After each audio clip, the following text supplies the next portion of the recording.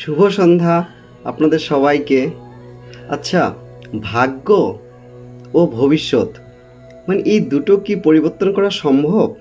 আপনারা কি বলেন?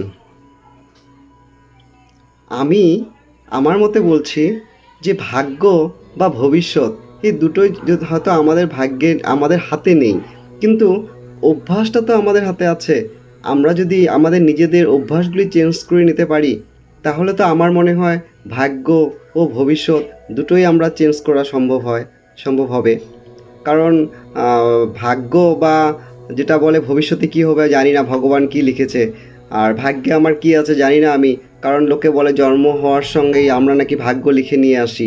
কিন্তু ভগবানের কথা তো সে আলাদা। ভগবান তো ওনার উপরে তো কেউ নেই, সেটা আমি মানি।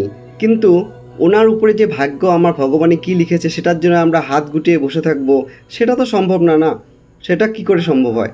এই জন্য আমি মনে করি, মানলাম যে ভাগ্য বা ভবিষ্যৎ আমরা জানি না, কিন্তু আমরা অভ্যাসটা যেটা আমাদের নিত্যদিনের অভ্যাস, বা আমরা যেটাকে আমরা প্রত্যেকটা আমরা কর্মের ক্ষেত্রে হোক, যেখানে হোক, আমরা নিজেকে যদি চেঞ্জ করে নিতে পারি, আমরা আমাদের অভ্যাসটাকে যদি চেঞ্জ করতে পারি, তাহলে তো অবশ্যই সেটা আমার মনে হয় ভাগ্য বা ভবিষ্যৎ দুটোকেই মানে চেঞ্জ করা সম্ভব।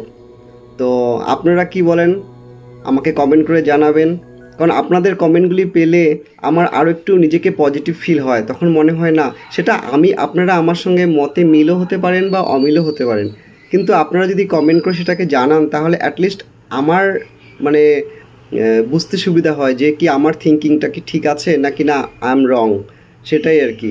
বাকি সবাই খুব ভালো থাকবেন। শুভরাত্রি।